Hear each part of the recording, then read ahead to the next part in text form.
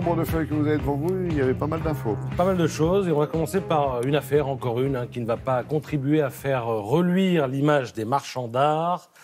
Voyez ce tableau, il s'agit du portrait de mademoiselle Gabrielle Diot.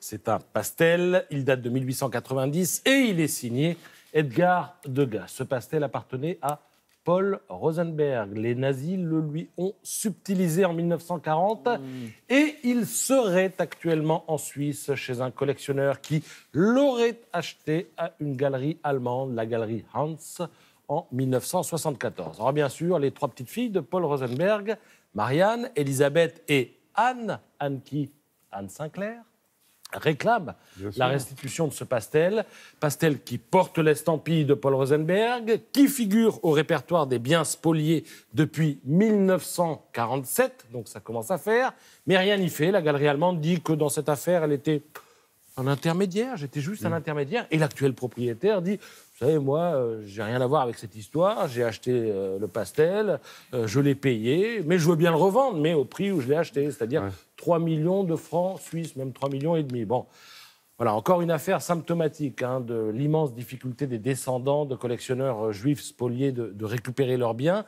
C'est tout simplement du recel de vol, on ne va pas se mentir.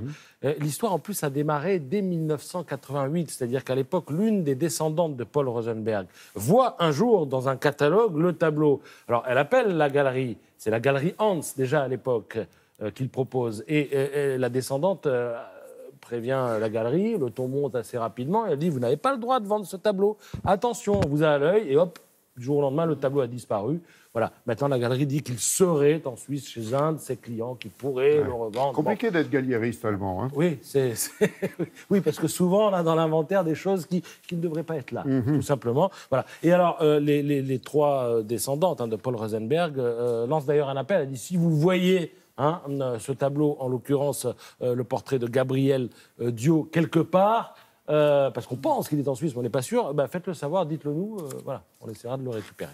Si on a le temps, je vous parle du Parisien, avec une interview croisée très intéressante de Cali et du fils de Léo Ferré. Alors Cali, le chanteur catalan, sort un album où il rend hommage à Léo Ferré. Il sera d'ailleurs en concert demain à Paris. Et c'est une belle rencontre que nous propose le Parisien, parce que Cali s'adresse au fils de Léo Ferré et lui dit: ce disque, je l'ai fait pour mon père et pour ton père. Alors pour ton père, parce qu'il avait du talent, et pour mon père aussi. Pourquoi ? Parce que j'ai grandi avec Léo Ferré, et à la maison, j'ai vu mon costaud de père pleurer en écoutant le tien. Donc voilà, c'est une belle rencontre. Ferré est mort en 93, je le rappelle, et son fils, Mathieu Ferré, dit ce matin dans le Parisien que la France a peut-être un peu trop tendance à oublier Léo Ferré, parce que quand on a célébré son centenaire il y a 2 ans, il y a eu des fêtes en Espagne, il y a eu des fêtes en Italie, mais en France, il n'y a pas eu grand-chose.